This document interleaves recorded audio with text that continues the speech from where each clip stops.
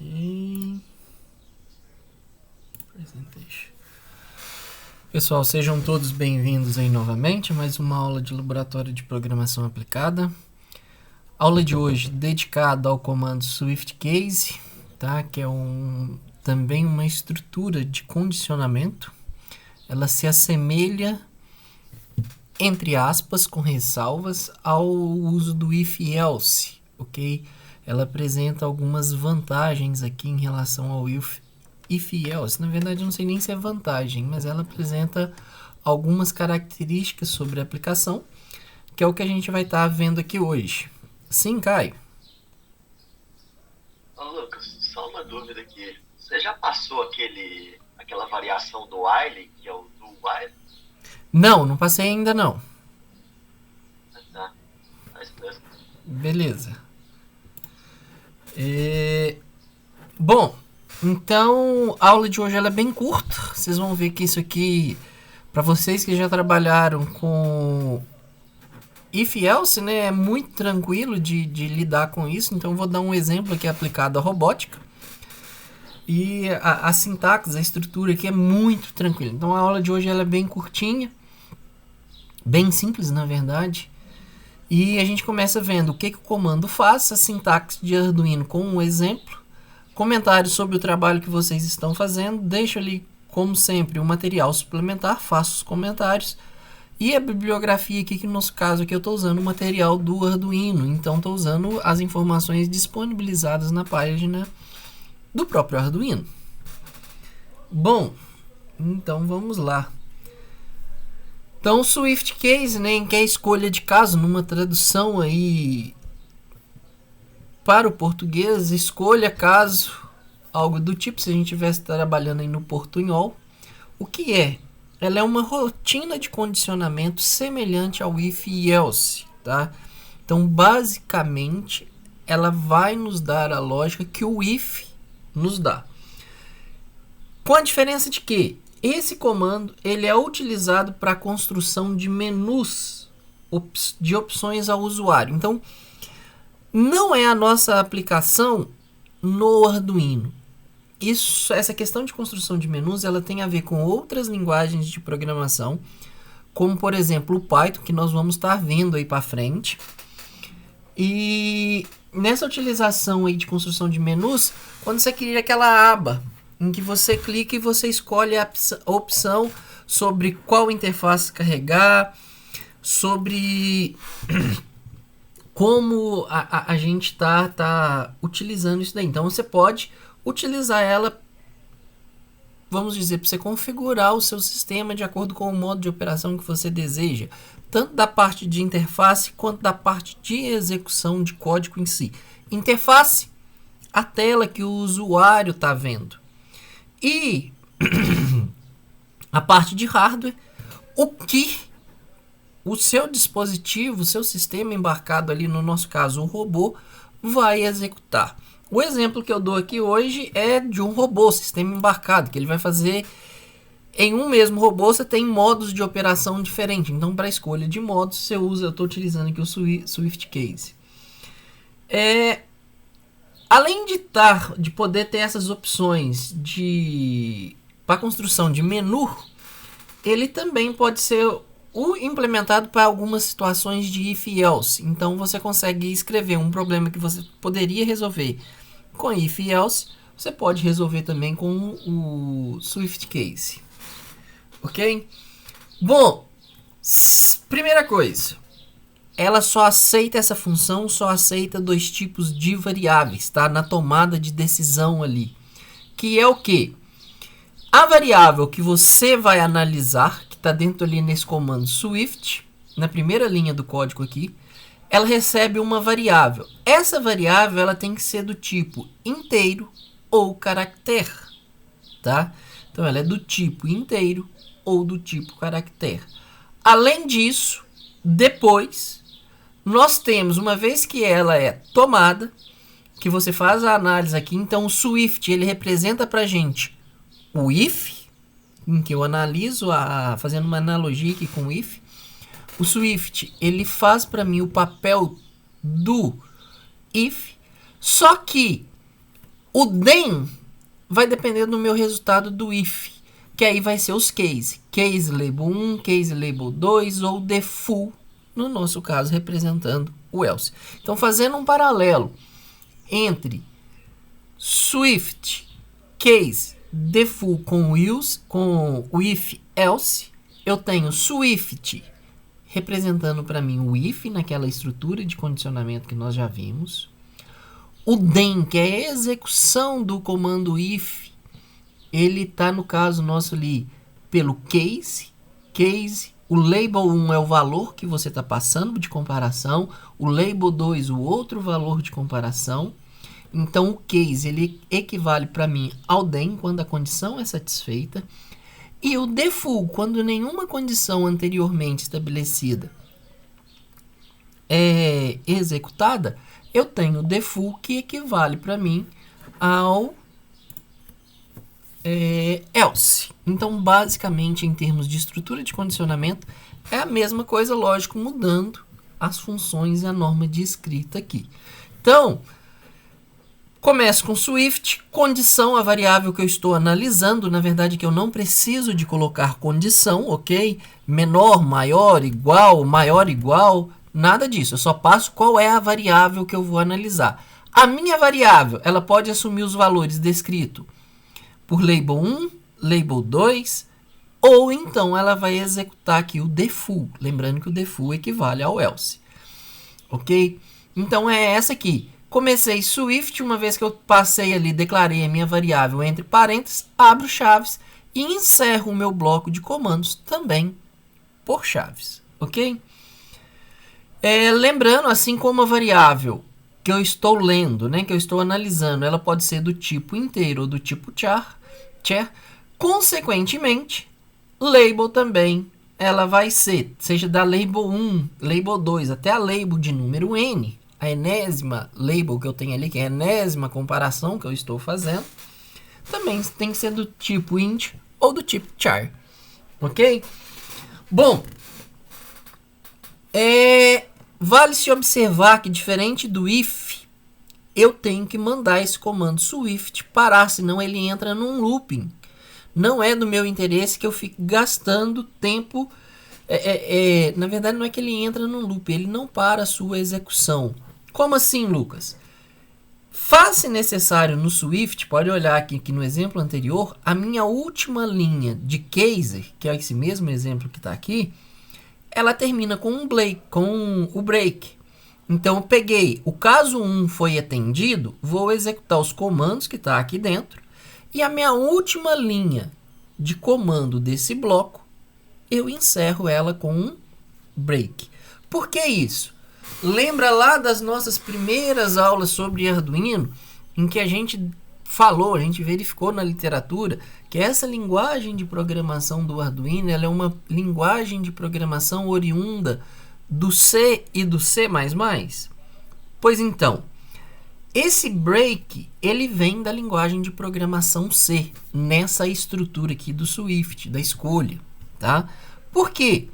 O que acontece aqui nesse... Por que eu preciso colocar o break? Se eu tenho if, quando a minha condição é atendida, automaticamente, todos os if, else ou else que estão para baixo não são testados. No caso do Swift, se eu não utilizo o break na última linha, ele vai testar o caso 2, ele vai testar o caso 3, vai testar o caso n, vai testar o the full, ok? Então, ele vai sair testando tudo para baixo. Se eu estou, minha condição já foi atendida anteriormente, e eu sei que as demais não vão ser atendidas, por que eu vou ficar gastando energia? Quando eu digo energia, eu estou falando a bateria, para meu processador ficar rodando, sendo que eu já sei que nada dele nenhuma outra condição deve ser atendida logo ali para baixo. Então, eu espero o próximo loop. No próximo loop, eu vou analisar a variável que eu determinei ali. E vou, então, tomar a minha decisão. Do que eu vou executar, do que eu não vou executar.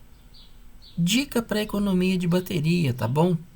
Lembre-se, no caso aqui da programação Arduino, que é a herança do C. de deixar na última linha de cada bloco de comandos ali de decisão, encerrar ela com o comando break. Porque você interrompe o Swift, ok? Então isso vai evitar de você ficar executando expressões desnecessariamente. Ou até o final do Swift ser alcançado. Com isso você economiza bateria. Basicamente é isso que você está fazendo. Pessoal, sempre tenham em mente, tá? Você está mexendo com robótica, é robótica móvel. Você está mexendo com um outro sistema qualquer. Esse outro seu sistema é um sistema embarcado, ou seja, você tem um processamento, um hardware e um processamento implementado na sua máquina. Para que esse hardware funcione, você precisa de energia. Se seu processador está rodando à toa, você está jogando energia fora. Se você está conectado na tomada, ok, não tem problema. Você vai pagar por essa energia que você está jogando fora, mas o seu custo ele ainda é muito pequeno, ok? Uma vez que você só está com o hardware processando. Mas, quando você está num sistema embarcado, em que esse é alimentado por bateria, ou seja, você não está mais na rede da CEMIG, qualquer maneira que você tenha como programador para economizar bateria, você deve tomar ação para economizar bateria. Por quê? Senão, literalmente, gente, é um termo que a gente usa aí na prática, você derrete a sua bateria. Como assim, Lucas, eu derreto minha bateria? Sua bateria vai esgotar, você vai zerar, seu equipamento não vai funcionar. Por quê?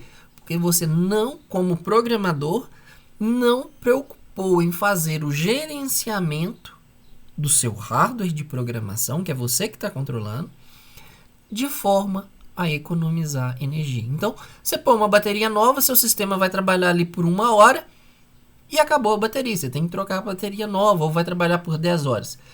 Em alguns casos, se você fica chaveando, né, e gerenciando essas operações que o hardware faz, observando o consumo de energia, você pode aumentar significativamente a duração da bateria. Tá? Então é importante que eu, como programador, tenha atenção. E essas economias vêm, por exemplo, com o uso de break na última linha de cada case do Swift na minha programação. Ok? Pessoal, exemplo. Tentei trazer esse exemplo de hoje para um problema de robótica. Como assim, Lucas? Então vamos pensar no modo de operação. Assuma que você possui um robô móvel que vem de fábrica com 3 modos de operação distintos. No primeiro modo de operação, o robô está programado para ser um seguidor de linha. Então ele vai simplesmente seguir linha. Já no segundo modo de operação, ele se desloca para frente. Ele não segue linha, tá? Em momento nenhum falou que ele está seguindo linha. Ele anda na superfície, igual a gente fez no exercício, e consegue desviar de obstáculos. Então imagina que aqui ele está funcionando mais ou menos como esses aspirador de pó que a gente tem aí, esses robozinhos aspirador de pó de limpeza. Ele vai andar numa determinada direção para frente e vai conseguir desviar de obstáculo. É isso que ele está fazendo aqui no segundo modo de operação. Por fim, no terceiro modo de operação, ele consegue seguir uma linha e desviar de obstáculos.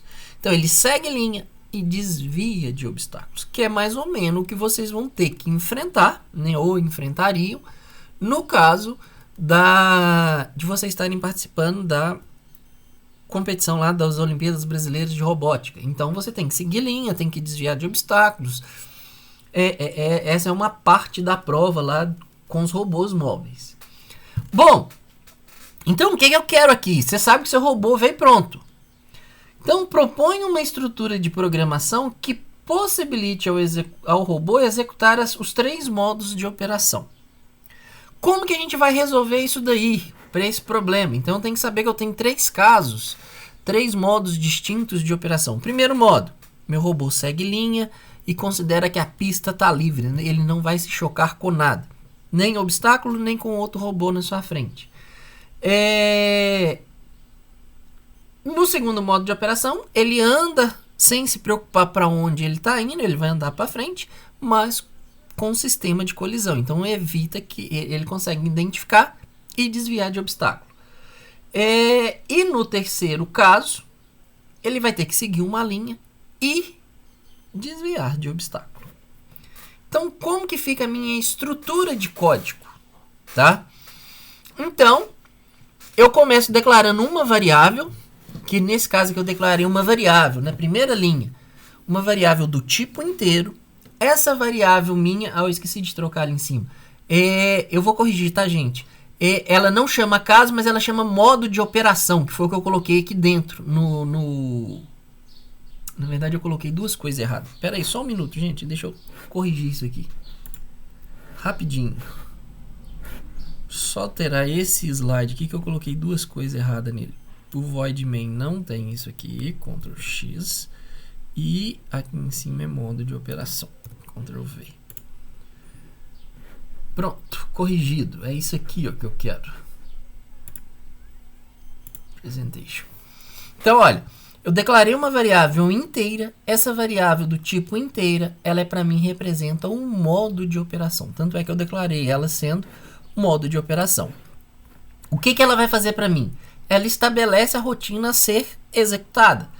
Se eu declaro modo de operação igual a 1, ele vai ser simplesmente um seguidor de linha. Se eu declaro modo de operação igual a 2, ele vai andar para frente e vai conseguir desviar de obstáculos, que é o modo 2. E se eu declaro modo de operação igual a 3, ele faz a função para mim de um seguidor de linha com a capacidade de desviar de obstáculos, ok? Bom, void setup. Vou configurar meus pinos de motor e de sensor. Quais sensores que eu tenho ali? Eu vou ter que ter sensor de luz para seguir linha. Eu vou ter que ter sensor ultrassônico para desviar de obstáculo. E eu tenho que configurar os meus pinos de controle e PWM para acionamento dos meus motores. Coisa que a gente já fez no trabalho final da disciplina no primeiro bimestre. Então, aqui é aquela parte de configurar. Como que eu vou escolher? Não entrei nesse detalhe, tá, gente? Mas, de alguma forma, eu estou alterando essa variável modo de operação.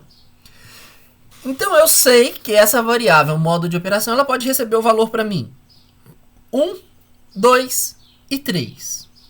Se ela recebe aqui, quando eu entro no meu no meu looping principal, o que eu estou fazendo? Eu já começo com Swift e estou analisando a minha variável modo de operação. Caso modo de operação seja igual a 1, eu vou ter nesse bloco de comando a programação para um seguidor de linha. O que vai estar nesse bloco de comandos? A leitura do sensor de luz e a geração do sinal de controle para os motores, que é o sinal PWM que eu devo aplicar em cada um dos motores para que o robô consiga seguir a linha conforme desejado. Se modo de operação for igual a 2, então ele entra para mim no caso 2. No caso 2, eu tenho a programação para desvio de obstáculos. Então, basicamente, eu tenho que ter a programação para a leitura do sensor ultrassônico e sinal de controle para os motores. Então, tem que gerar esse sinal de controle para acionamento dos motores, que é de novo quem? Gerar um sinal PWM. E caso o modo de operação seja definido igual a 3, ele vai ter que seguir para minha linha e desviar de obstáculos. Se ele tem que seguir linha e tem que desviar de obstáculos, preciso fazer a leitura dos sensores de luz e do sensor ultrassônico, além de gerar o sinal de controle para os motores, que é quanto de potência no final da história que eu vou estar entregando para cada um dos motores. Faço isso nesse primeiro momento utilizando quem? PWM, ok? Observem que, a fim de economizar energia, caso 1, caso 2 e caso 3 terminam para mim com o break, ok? E default, se eu ainda não passei valor nenhum, né? Não passei o caso 1, caso 2, caso 3, tem qualquer outro valor ali de nessa variável modo de operação. O que ele vai fazer? Ele não vai fazer nada, ele vai esperar a configuração do modo de operação, ou seja, ele vai esperar a definição de um valor 1, 2 ou 3 na variável modo de operação. Ok? Ele não faz mais nada.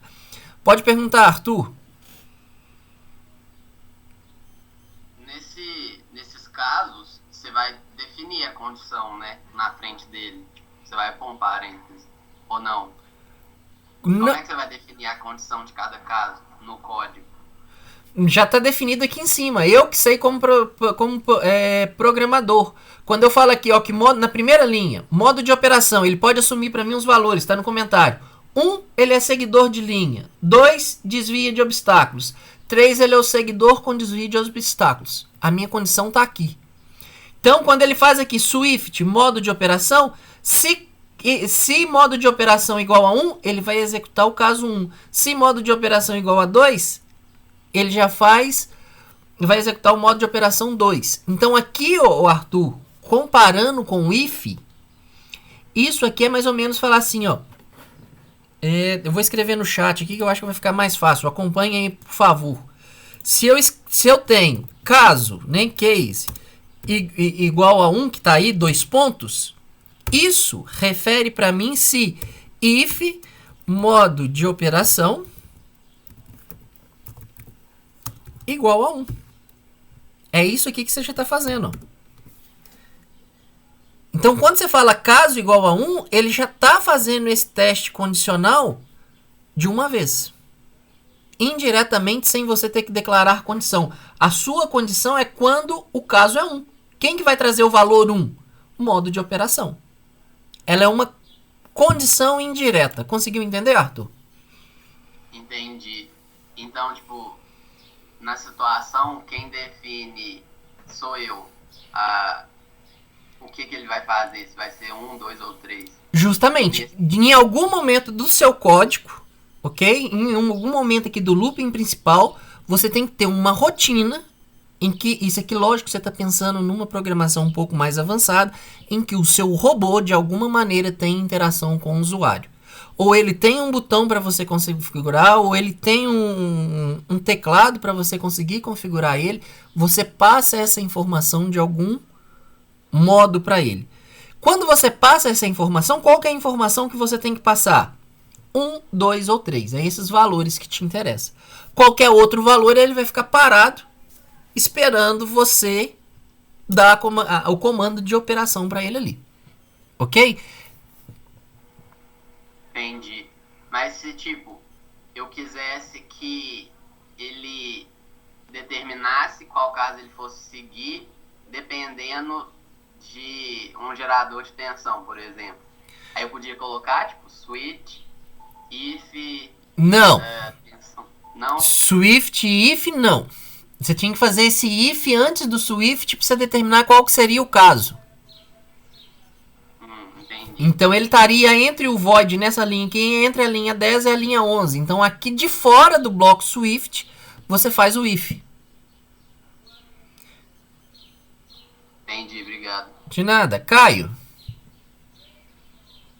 Lucas, eu não entendi qual que é a vantagem de usar isso aí quando você tem o if, tipo, no lugar do if.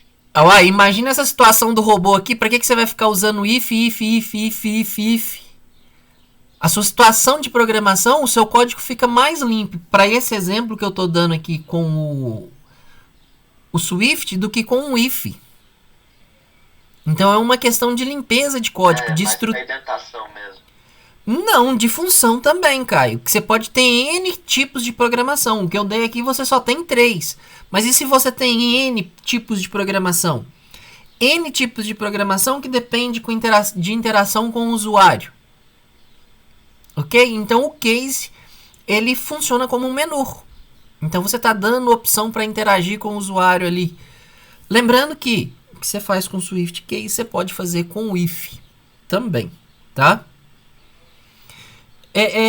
Talvez diferente aqui, ô Caio. Talvez eu tenha que dar uma olhada. Talvez eu possa falar bobagem. Mas quando você está no Swift, ele já vai direto pro case.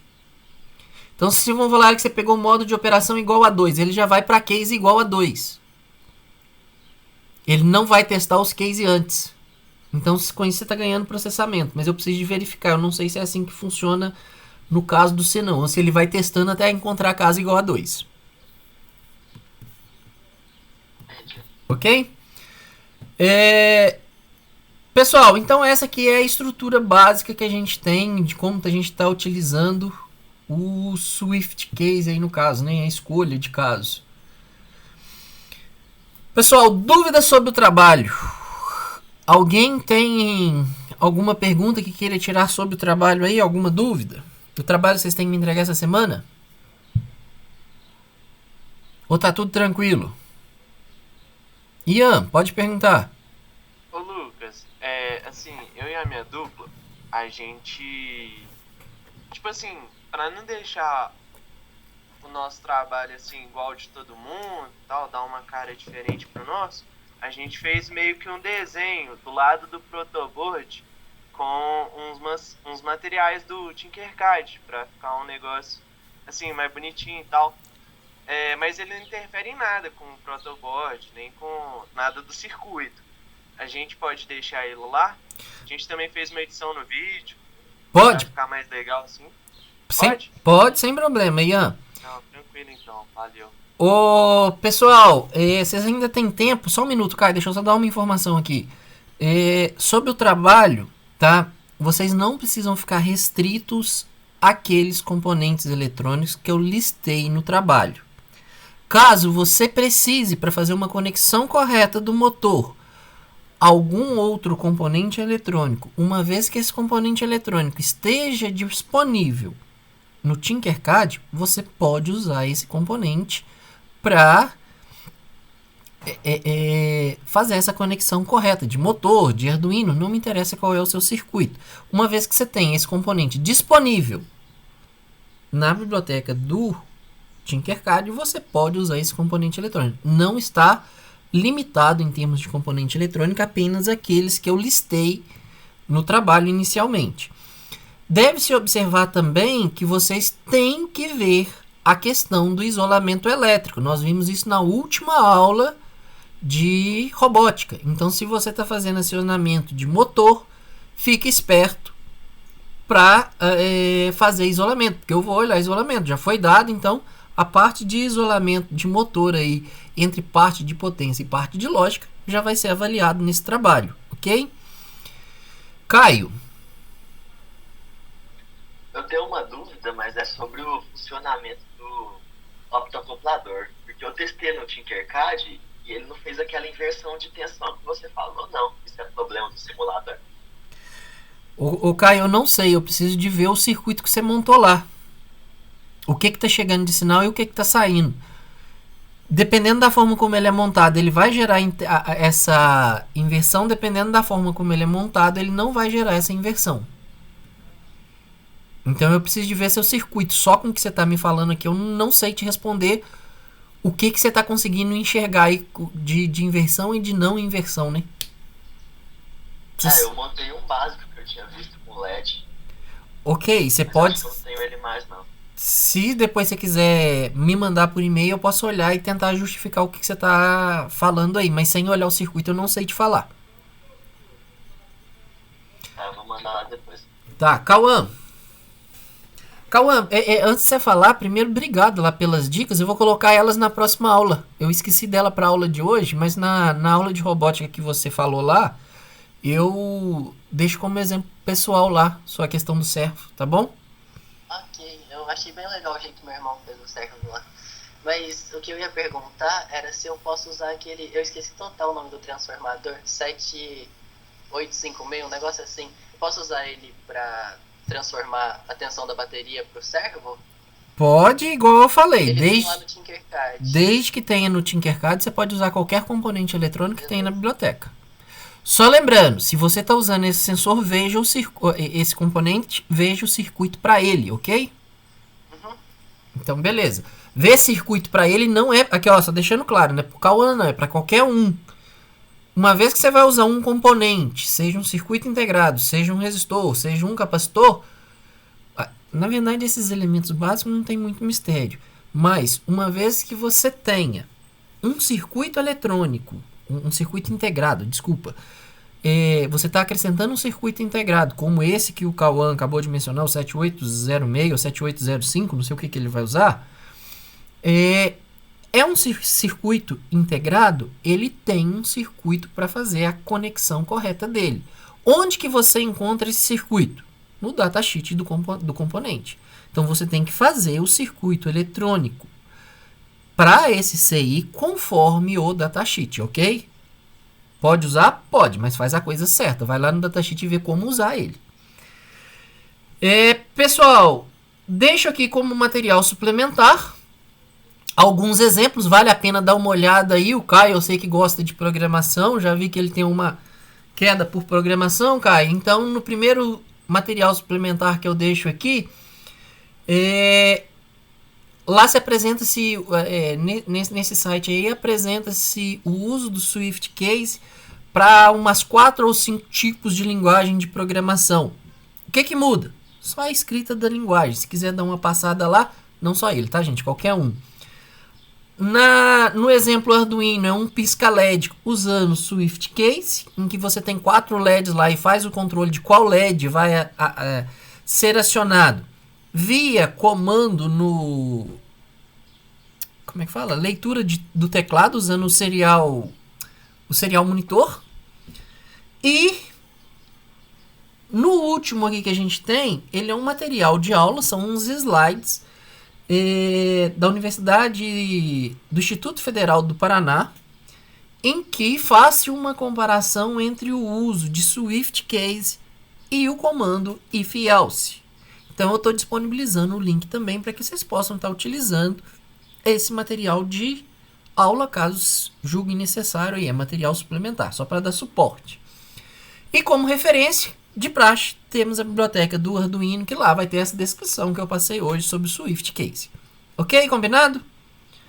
Alguma outra dúvida, alguma outra informação que eu possa estar ajudando vocês aí? Sim, Caio. Pera aí, Lucas. Então a gente vai ter que fazer o isolamento já nesse circuito? Já. Eu achei que você tinha falado que não ia cobrar, né? Não, já como eu dei a aula já, nós vamos pegar o circuito completo já. Ok?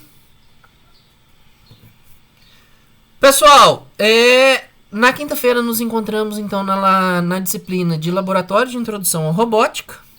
Ok? E na quinta a gente conversa e na quinta-feira eu já devo passar o próximo trabalho aí que é para ser entregue, eu acho que no dia 15, alguma coisa assim, que é o próximo segundo trabalho. Ô Pedro, tu vi sua pergunta aqui no chat. A sua solução não é a melhor solução. Pode ser? Pode ser. Não tem problema, mas ela não é uma solução ideal, tá? Um divisor também dá? É a mesma coisa de usar o resistor. É a mesma coisa de usar o resistor aqui. Usar divisor, usar um resistor vai cair no mesmo lugar no final da história. Não é um circuito eficiente, não. Ok? Só mais um comentário. Eu não sei porque no Tinkercad não funciona, mas se você colocasse a bateria para alimentar no VIN do Arduino, também dava certo, não dava não? Como é que é, o Cauã? O Arduino pode receber tensão acima de 5. Ele tem um transformador interno. Aí... Ok, mas os terras são comuns, então você não faz o isolamento entre parte de potência e parte lógica. Ok. Então por isso que não é aconselhável utilizar a alimentação do Arduino, mesmo ele tendo esse regulador de tensão lá. Caio, a outra pergunta ou você esqueceu a mão? É outra pergunta. Então diga. Eu não sei se eu montei o Tinkercad de forma burra, mas eu tinha feito um circuito com um autocomputador também lá, pro servomotor. E parece que ele recebe um PWM de 12 volts da bateria. Isso não tem problema, não? Ô Caio, de novo eu não sei te responder porque eu não tô vendo o seu circuito. Eu preciso de ver qual é o lado que ele está recebendo a bateria lá de 12 ou de 9 volts, porque de um lado ele pode receber os 9 volts, do outro lado, na verdade dos dois lados ele pode receber os 9 volts, não tem problema nenhum. A questão é quem que vai estar gerando o que você vai estar separando. Então você tem que pensar naquela aula... Mandar por e-mail mesmo. Você tem que pensar naquela aula do dia, eu acho que foi a última aula, né, que eu falei sobre isolamento de circuito elétrico e eletrônico, e ver qual que é a parte sua de lógica e ver qual que é a parte sua de potência. Lembra que o optacoplador ele é a fronteira entre esses dois circuitos. É uma fronteira sem contato físico, porque o que está passando ali de um para o outro é luz. Então você não tem nada físico fazendo essa conexão, nessa fronteira. Dentro do que a gente está fazendo, Caio, eu posso te afirmar, os 9 volts só vai existir do lado da potência. No seu circuito de potência ele vai existir. Então, do lado de lógica, que seria o lado do Arduino, ali você não vai ter tensão de 9 volts. Ok? Pessoal, obrigado então a todos. Tenham um bom dia aí e até quinta-feira. Alô. Alô, mano. Até mais, gente. Falou. Tchau. Alô, Lucas.